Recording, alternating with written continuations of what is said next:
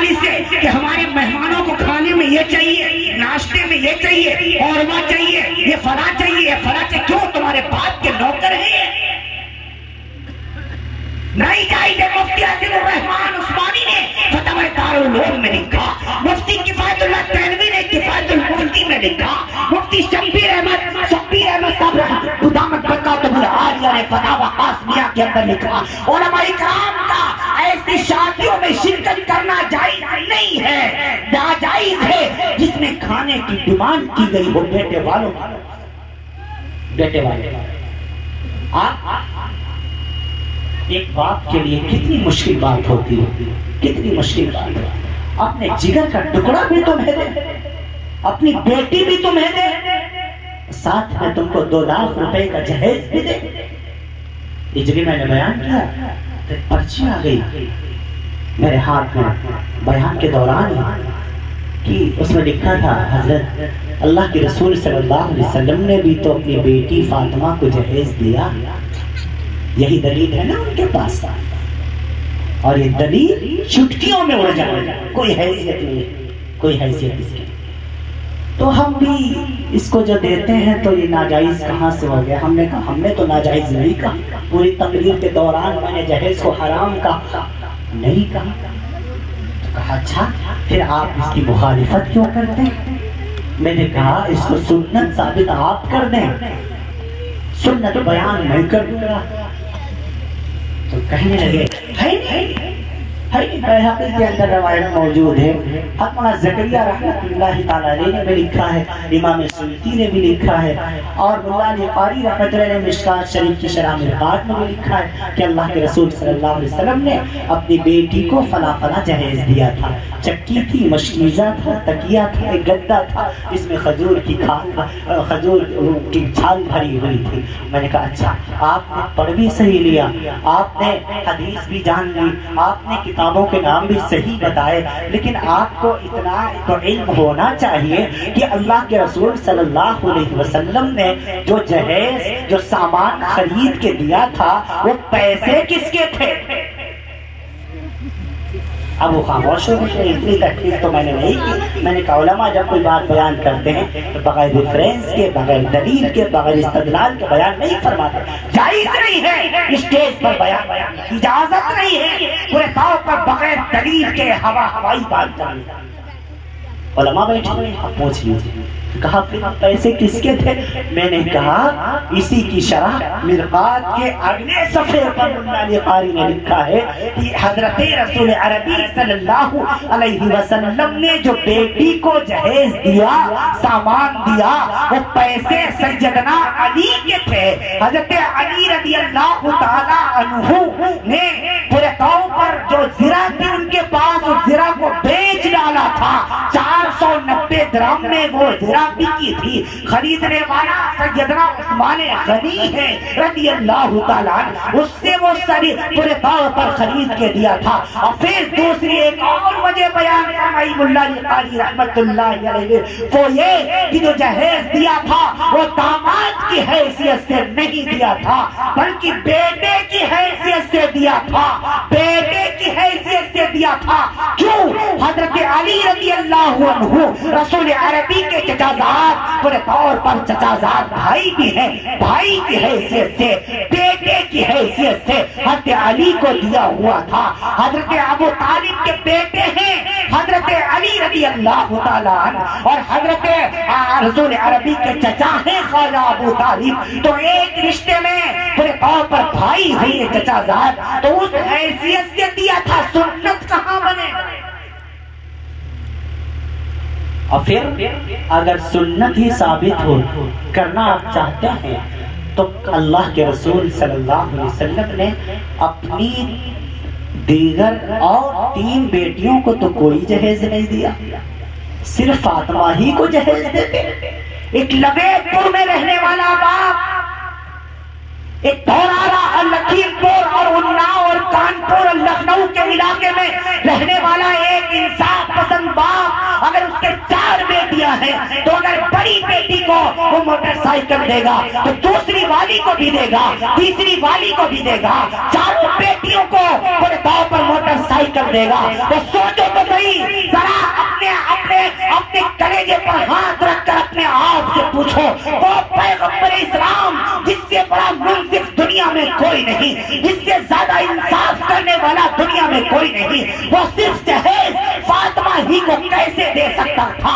अगर तुमने सुन्नत साबित किया, रसूल अरबी की जात आखिरत पर कीचड़ उछल जाएगा कि अल्लाह के रसूल ने अपनी तीनों बेटियों के साथ नाइंसाफी की है। हाँ, अगर सारी मोहब्बत, अगर आप ये कहेंगे नबी फातिमा से बड़ी मोहब्बत करते थे, फातिमा से बड़ा प्यार करते थे, इसी वजह से जहेज दिया, तो अगर सारी मोहब्बत फातिमा से करते तो सैयदा ज़ैनब रोने न लगती, सारी मोहब्बत फातिमा से करते सैयदा रुकैया चीखने न लगती, सारी मोहब्बत फातिमा से करते तो उम्मे कुलसूम तड़पने न लगती। एक जब लबेदपुर में रहने वाला बाप अपनी चारों बेटियों के साथ इंसाफ करता है, तो वो जो बड़े तौर पर शहंशाह कायनात हो, जो फख्रे मौजूदात हो, जो साक़िए कौसर हो, जो शाफ़िए मैशर हो, जो रसूल अरबी हो, जो पैगंबर इस्लाम हो, जो नबी एहतिशाम हो, तो अपने दिल पर हाथ रख के अपने आप से पूछो, वो अपने बाकी 3 बेटियों के साथ नाइंसाफी कैसे कर सकता है? पता चला जहेज शरीयत का हिस्सा नहीं, जहेज सुन्नत का हिस्सा नहीं, जहेज कुरान का हिस्सा नहीं, जहेज ईमान का हिस्सा नहीं, जहेज इस्लाम का हिस्सा नहीं। अगर जहेज शरीयत का हिस्सा होता तो रसूल अरबी सिर्फ फातिमा को नहीं, अपनी चारों बेटियों को इतना जहेज देते कि रब्बुल जलाल जन्नतुल फिरदौस से जहेज उतार देता और जिब्रील फरिश्ते से लेकर के मीकाईल तक जहेज सजाते, मदीने की गलियां तो छोटी पड़ जाती, इमामुल अंबिया की बेटियों का जहेज पूरा न होगा। हाँ, इस जहेज से उम्मत के गयूर नौजवानों, इस जहेज से अपने आप को बचाओ, जहेज जैसी लानत से अपने आप को बचाओ। जाओ उस बूढ़े बाप से जाकर के पूछो, जाओ उस बूढ़ी माँ से जाकर के पूछो, जिसके घर में 4 जवान बेटियां बैठी हो, उसको रातों को नींद नहीं आती, कौन है इसका जिम्मेदार? खूब याद रखना, अगर तुम्हारे इस गलत रस्म रिवाज की वजह से कोई इस उम्मत की बेटी फातिमा, इस उम्मत की बेटी आयशा, इस उम्मत की बेटी रुकैया, इस उम्मत की बेटी उम्मे कुलसूम अगर गैर के यहाँ जा रही है, तो अल्लाह रब्बुल आलमीन आपको माफ नहीं करेगा, नहीं करेगा। इस जहेज जैसी लानत को जो उम्मत के लिए नासूर बन चुका है, इसको समाज से मिटाना है, खत्म करना। करोगे इंशाअल्लाह? और अब तो एक बहाना ढूंढ रखा है हमारे घर के बड़ों ने, जब रिश्ते वाले कोई आते, हमारी मांग जांच कुछ नहीं है, फला जगह के आए थे, वो मोटरसाइकिल दे रहे थे। अच्छा, तो यहाँ का हेलीकॉप्टर के चक्कर में आया है? अगर मोटरसाइकिल पे जवाब में नहीं थी, फिर यहाँ क्या करने आया? हेलीकॉप्टर के चक्कर में? अंबानी तो हम है नहीं, टाटा तो हम है नहीं, बिरला तो है नहीं, हाँ, हमारे पास इतनी हैसियत तो है नहीं। और फिर हमारे घर की माओ ने भी अजीब फलसफा बना रखा, आज ही जो कुछ देंगे अपनी बिटिया का देंगे, हमका थोड़ा ही कुछ मिलेगा। अच्छा, जब तुमको कुछ नहीं मिलेगा तुम्हारा मुंह काय फैलना है? फिर तुम मुंह काय फैला रहे हो? खूब याद रखो, तुम्हारी बहू की लाई हुई बेड पर, बहू के घर से आई हुई बेड पर तुम्हें एक दिन सोना नसीब नहीं होगा, उसके घर से आए हुए बर्तनों में तुम्हें एक दिन पानी पीना नसीब नहीं होगा। अपनी आखिरत को क्यों बर्बाद कर रहे हो? और हमारे नौजवान भी यहाँ पर, हम थोड़े ही मानी थे, हमारे अब्बा कहाँ है? यानी अम्मा बता रही हैं ये बात कह के, अब्बा बता रहे हैं बात कह के, हमने जिस बेटे को पैदा किया है, लूला लंगड़ा अपाहिज पैदा किया है, खुद तो कमबख्त कुछ कमा नहीं पाएगा, चलो ससुराल ही से इसकी कुछ मांग लेते हैं, सब धियाने ही से। अरे नौजवानों, तुम ये मत कहा करो, अगर तुम्हारी माए या तुम्हारे वालिद या तुम्हारा बड़ा भाई जहेज का मुतालबा करे तो फौरन उसके मुंह पर हाथ रख दिया करो और कहा करो, रब्बुल जलाल ने मुझे हष्ट पुष्ट और तंदुरुस्त बनाया है। हाँ, तुम दुआ करो कि अल्लाह हाथ पैर सलामत रखे, हम کما کے موٹر سائیکل خرید لیں گے، کما کے ڈبل بیڈ خرید لیں گے۔ خوب یاد رکھو، جو باپ اپنی بیٹی کو 2 لاکھ کا جہیز دیتا ہے خوش ہو کر کے نہیں دیتا، کتنوں کو تو سودی قرض لینا پڑتا ہے، بیاج پر پیسے لینے پڑتے ہیں، اپنی زمینوں کو گروی رکھنا پڑتا ہے، وہ تڑپ تڑپ کر تمہاری ڈیمانڈ پوری کرتا ہے۔ خوب یاد رکھو، ایمانداری سے بتاؤ، سودی اور سود اور بیاج کے پیسوں سے خریدی ہوئی فریج کا جب آپ پانی پیئیں گے، بتاؤ آپ کے دل میں ایمان کی حرارت باقی رہے گی؟ سود اور بیاج کے پیسوں سے خریدے ہوئے کولر میں جب آپ سوئیں گے، سوچو تو صحیح آپ کو سکون کی نیند آئے گی؟ ان سودی قرضوں سے دیے ہوئے پیسوں سے، سود کے پیسوں سے خریدی ہوئے برتن میں جب آپ کھانا کھائیں گے، بتاؤ آپ کے دل میں ایمان کی حرارت باقی رہے گی؟ نہیں نہیں نہیں، دنیا میں بھی برباد ہو جاؤ گے، آخرت میں بھی برباد ہو جاؤ گے۔ ہاں ہاں، یہ سماج کے اندر ایک ناسور بن گیا ہے جہیز، اس جہیز کی لعنت کو ختم کرنا ہوگا، نوجوانوں کو آگے آنا ہوگا اور وہ آ کر کے کہیں نہیں چاہیے ہمیں جہیز۔ وہ سوچو تو صحیح، وہ گھر کا باپ، وہ ماں جس نے اپنے جگر کا ٹکڑا تمہارے حوالے کیا ہو، اپنے جان سے زیادہ محبت کرنے والی بیٹی کو تمہارے گھر کی نوکرانی بنا دیا ہو، تمہارے گھر میں کھانا پکانے کے لیے بھیج دیا ہو، تمہارے گھر میں جھاڑو لگانے کے لیے بھیج دیا ہو، تمہارے گھر کی صفائی کرنے کے لیے، تمہارے بچوں کے کپڑے دھونے کے لیے، تمہاری ماں اور باپ کے کپڑے دھونے کے لیے، تمہیں اپنے آپ کی خدمت کرنے کے لیے جس باپ نے اپنے جگر کے ٹکڑے کو تمہارے حوالے کیا ہو، تم اس کے جہیز کا مطالبہ کرتے ہو؟ تمہیں شرم نہیں آتی؟ کہاں چلی جاتی ہے تمہاری ناک؟ کہاں مر جاتی ہے تمہاری غیرت؟ کیوں تم اتنے پورے طور پر بے غیرت بن جاتے ہو؟ نوجوانوں، بس جہیز کا مطالبہ کیا کرو، بس یہی کہا کرو ہمیں کچھ نہیں چاہیے، بس آپ کی بیٹی ہمارے گھر کی بہو بن جائے، بس یہ نمازیں پڑھنے والی ہو، یہ روزے رکھنے والی ہو، یہ عبادت کرنے والی ہو، اطاعت کرنے والی ہو، قرآن پڑھنے والی ہو، اسلام کو جاننے والی ہو، شریعت کو پہچاننے والی ہو، بس یہی ہمارے لیے کافی ہے۔ خوب یاد رکھو، تمہاری سسرال سے ملے ہوئے جہیز سے تمہارا بھلا نہیں ہونے والا، تمہارا بھلا تب ہوگا جب پورے طور پر اللہ رب العالمین راضی ہوگا۔ جہیز، اس لعنت کو ختم کرنا ضروری ہے کہ نہیں؟ ہاں، بہت ضروری ہے اس لعنت کو ختم کیا جائے۔ کریں گے انشاءاللہ، جب تک ہمارے نوجوان آگے نہیں آئیں گے۔ جاؤ جا کر کے پوچھو۔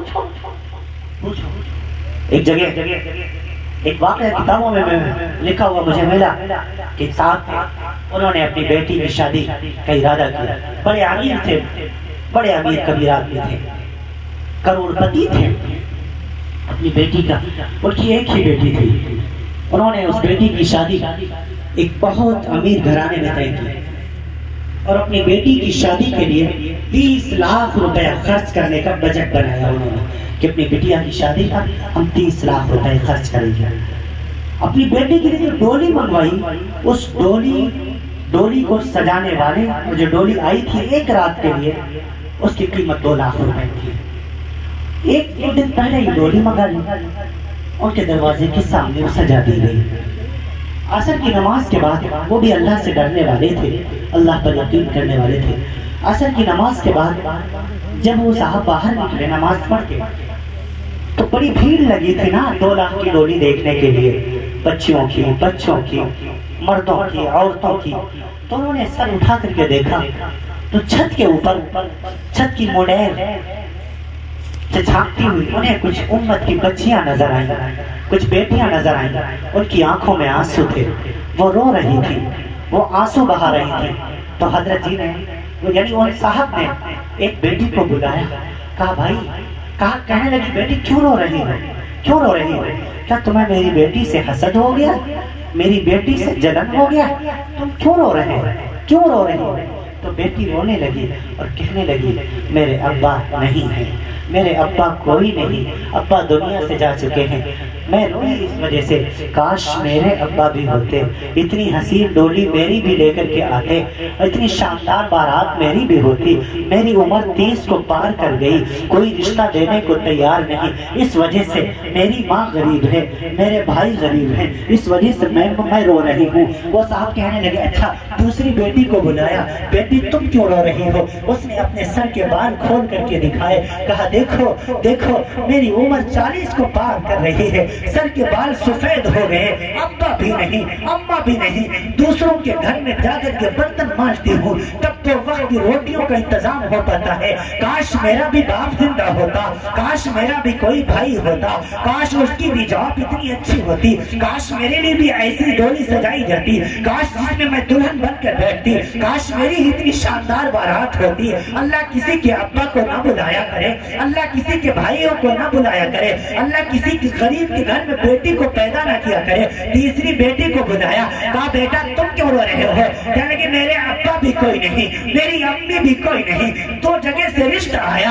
اس وجہ سے میں ٹھکرا دی گئی، میرے گھر میں جہیز کے پیسے نہیں۔ فرماتے ہیں میں گھر میں آیا، یہ صاحب لکھتے ہیں کہ میں اپنے گھر میں آیا اور آ کر کے پورے طور پر غمگین سا بیٹھا ہوں۔ بیوی نے پوچھا کیا بات ہے؟ کل کو بٹیا کی شادی ہونی ہے، اس کی ڈولی اٹھنی ہے، اس کی بارات نکلنی ہے، تم رو کیوں رہے ہو؟ فرمایا کچھ نہیں، میں پورے طور پر اسی حالت میں مجھے نیند آ گئی، خواب میں مجھے پیغمبر اسلام کی زیارت ہو گئی، اللہ کے رسول خواب میں آئے اور مجھ سے آ کر کے کہا جو 30 لاکھ روپے تو اپنی بیٹی کی شادی پر خرچ کرنے کا جو تو نے ارادہ کیا ہے، اس 30 لاکھ روپے سے میری امت کی بہت سی بیٹیوں کا نکاح ہو سکتا ہے، شادیاں ہو سکتی ہیں، تو ان روپیوں کو اپنی بیٹی کی شادی پر نہ خرچ کر کے میری امت کی وہ بیٹیاں جو کماری رہ بیٹھی ہیں اپنے گھروں میں، امت کی شہزادیاں جن کے سروں کے بال سفید ہو چکے ہیں، جن کے بدن پر جھریاں پڑ گئی ہیں، صرف اس وجہ سے جن کے گھروں میں رشتے نہیں آتے، کہ ان کے گھر میں جہیز کے پیسے نہیں، ان کے بھائیوں کی اچھی سی جاب نہیں، ان بیٹیوں کی شادی پر لگا دے۔ میں تم سے وعدہ کرتا ہوں حوض کوثر پر تجھ کو بھی اور تیری بیٹی کو بھی اپنے ہاتھوں سے جام کوثر پلاؤں گا۔ جب یہ خواب دیکھا، صبح اٹھے، اپنی بیوی کو خواب بتایا، بیان کیا، سارے شادی کا پلان ملتوی کر دیا، جتنا انتظام کیا تھا سب کو کینسل کر دیا، ڈولی واپس کر دی، گھروں میں اپنے جہاں سے بیٹی کا رشتہ طے کیا تھا ان کو بھی حالات سے واقف کرایا کہ 2 لوگ چلے آئیے اور آ کر کے نکاح پڑھا کر میری شہزادی کو لے کر کے جائیے۔ ادھر سے وہ لوگ جب آئے ہیں، انہوں نے 3 آدمیوں کو، صاحب نے 3 آدمیوں کو دعوت دی، ایک مسجد کے امام کو، دوسرے مسجد کے مؤذن کو اور تیسرے مدرسے کے مدرس کو، آ جاؤ بیٹی کا نکاح ہونا ہے، آ جاؤ میری بیٹی کی شادی ہونی ہے۔ آ گئے سارے لوگ، کہا نکاح ہو گیا، کہا دعوت کھالو۔ دعوت میں وہی جو گھر میں روزانہ ہمارے اور آپ کو بنتا ہے، عام سی سبزی، عام سی روٹی جب سامنے رکھی گئی، مولوی صاحب کہنے لگے اگر یہی کھا لوں گا تو شادی کے ہاتھ میں کیا کھاؤں گا؟ مولوی صاحب رونے لگے، کہنے لگے بھائی یہی، وہ کہنے لگے حضرت جی یہی دعوت ہے، یہی ولیمہ ہے، یہی کھانا ہے، یہی کھانا ہے، میں نے سب کچھ کینسل کر دیا ہے۔ پھر اس کے بعد کیا ہوا؟ جب اپنی بیٹی کو ٹولی میں بٹھایا، جب اپنے گھر سے ودا کیا، وہ دو صاحب اپنے آپ اپنی کتاب میں لکھتے ہیں جب میری بیٹی اس ٹولی میں بیٹھ کر میرے گھر سے جا رہی تھی، مجھے ایسا لگ رہا تھا جیسے کوئی شہزادی اپنے محل سے نکلی ہو اور دوسرے محل میں جا رہی ہو۔ پھر فرماتے جو 30 لاکھ روپے جو میں نے اپنی بیٹی کی شادی پر خرچ کرنے کا پلان بنایا تھا، ان روپیوں سے امت کی 30 نہیں 40 نہیں 150 بیٹیوں کی شادیاں کرائی۔ ہاں جب ان بیٹیوں کو میں رخصت کرتا تھا، کوئی میرے ہاتھ چومتا تھا، کوئی پیروں میں گرتا تھا، کوئی مجھے ابو کہتا تھا، کوئی مجھے ابا کہتا تھا، کوئی مجھے پورے طور پر بڑا بھائی کہتا تھا۔ ہاں میں تمہیں کیا بتاؤں، اس وقت مجھے ایسا لگتا تھا جیسے میری مغفرت کا پروانہ مجھے مل گیا ہو، ایسا لگتا تھا جیسے رب ذوالجلال نے دنیا ہی میں مجھے جنت کی بشارت دے دی ہو، ایسا لگتا تھا جیسے میرے نبی مجھے دیکھ کر کے مسکرا رہے ہو، ایسا لگتا تھا کہ میرے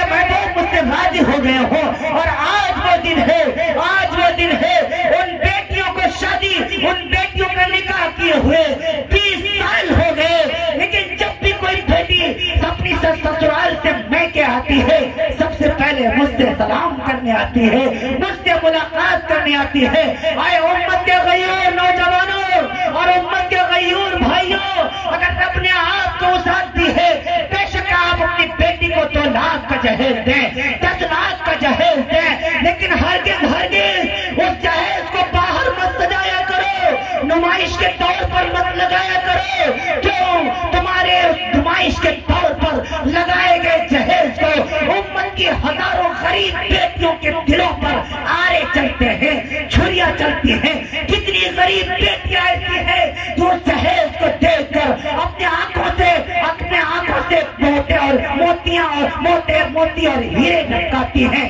کاش میرا باپ بھی اتنا امیر ہوتا, کاش میرے بھائی کی بھی اتنی اچھی جاب ہوتی, مجھے بھی 2 لاکھ کا جہیز مل پاتا, مجھ کو بھی یہ بیڈ مل پاتی, مجھ کو بھی یہ غرارہ مل پاتا, مجھ کو بھی یہ شرارہ مل پاتا, مجھ کو بھی فریج مل پاتی, مجھ کو بھی کولر مل پاتا. ہاں مت سجایا کرو. جب بیٹی کو دیا جاتا ہے وہ ہدیتاً دیا جاتا ہے, تحفتاً دیا جاتا ہے, اور تحفہ دے کر کے نہیں بلکہ چھپا دکھا کر کے نہیں بلکہ چھپا کے دینا چاہیے. یہ رسم بھی غلط ہے. کام آ جاتے ہیں وہ غیور بھائی جو اپنی بہن کا جوڑا, اب تو باقاعدہ ساتھ جوڑوں کی بھی نمائش کی جا رہی ہے, جوڑے لگا دیے گئے, سجا دیے گئے باقاعدہ طور پر. ہاں شرم نہیں آتی اس پر, اس بھائی کو جو اپنی بہن کا جوڑا وہاں سجا رہا ہے, گویا وہ بتا رہا ہے میری بہن جب سسرال میں جائے گی تو لال لال غرارہ پہنے گی, لال لال شرارہ پہنے گی. توبہ توبہ استغفر اللہ. اس بیٹ کو باہر سجا دیا جاتا ہے. وہ بے غیرت بھائی یہ نہیں سوچتا کیا پیغام دینا چاہتا, کیا میسج دینا چاہتا. یہ وہی بیٹ ہے اس پر جا کر کے میری بہن لیٹے گی. توبہ توبہ استغفر اللہ. جب تصور کیا کرو دل میں ہم کیا کر رہے ہیں, کہاں جا رہے ہیں, امت کہاں جا رہی ہے. نہ جہیز کا مطالبہ کیا کرو, نہ جہیز کو باہر نمائش کے طور پر سجایا کرو. ہاں ہدیتاً دیا جاتا ہے, تحفتاً دیا جاتا ہے. 1 دن پہلے بھیج دو, 2 دن پہلے بھیج دو, ہمیں اس بات کا اعتراض کوئی نہیں. اور اگر اس دن بھی دینا چاہیں تو آپ سجائیں نا, بلکہ چھپا کے دیں. اس سے امت کی غریب بیٹیوں کا بھرم تو رہ جائے. کم سے کم انہیں تڑپاؤ تو نہ, کم سے کم انہیں رلاؤ تو نہ.